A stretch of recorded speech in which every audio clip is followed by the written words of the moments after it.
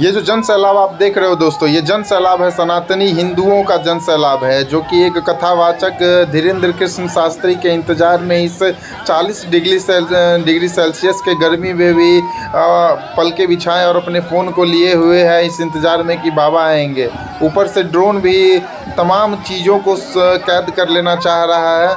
और ये जो आपको भारी भीड़ दिख रहा है, ये भीड़ है उस वक्त की है जब बाबा इस द्वार से आने वाले थे। और इस द्वार के बाहर बाबा के इंतज़ार में लाखों लोग खड़े थे। और वो जो टेंट आपको दिख रहा है, और हर तरफ लोग ही लोग थे।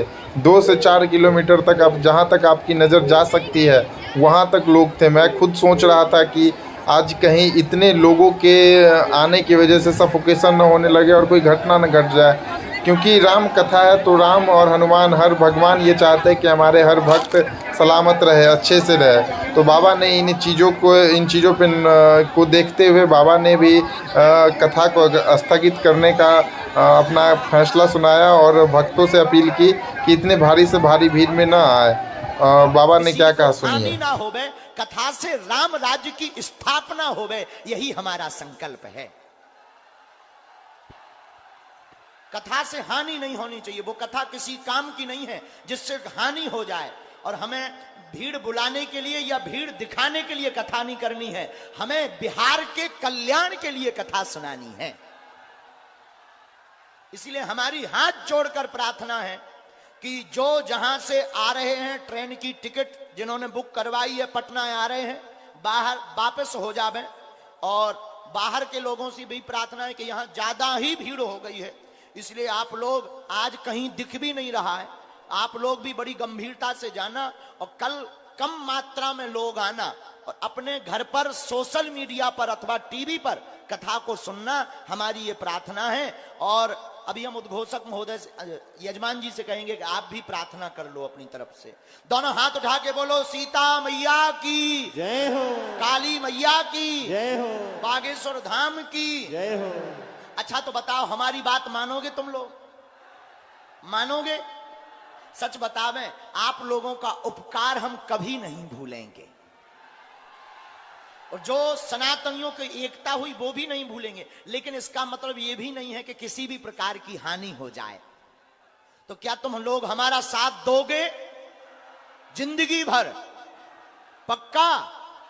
तो आज हमारी बात मान लो कि कम मात्रा में कल आना, घर पर बैठकर टीवी में देखना।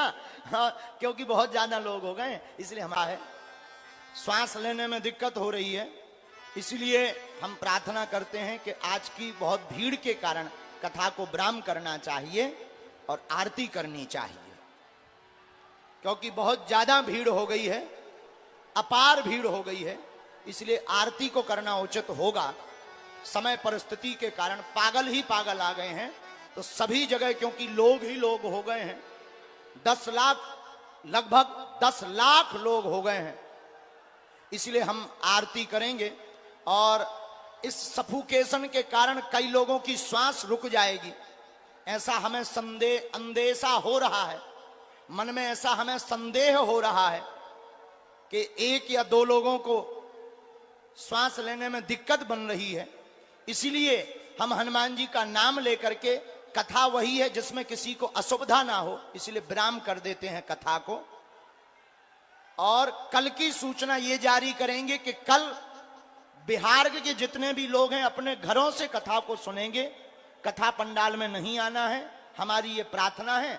आज की आरती यहीं जाना है। जब वापस जावे तो एक एक करके जावे, बहुत सावधानी पूर्वक जावे, क्योंकि भीड़ बहुत ज्यादा हो गई है। और पंडालों में कहीं क्षेत्र में जगह नहीं बची, तीनों पंडालों में ऊपर लोग चढ़े हैं, वहां रोडों पूरी जाम हो गई है, तो बहुत ज्यादा गर्मी का सफोकेशन हो गया है। तो हमें ऐसी हनुमान जी की प्रेरणा लग रही। और कल का दरबार भी अगर लोग ज्यादा रहेंगे तो विराम रहेगा, इसकी प्रेस कॉन्फ्रेंस कर देंगे। अगर जरूरत लगेगी तो कल दरबार नहीं लगाएंगे, सामूहिक अर्जी भर लगा देंगे, क्योंकि बहुत ज्यादा भीड़ हो गई है।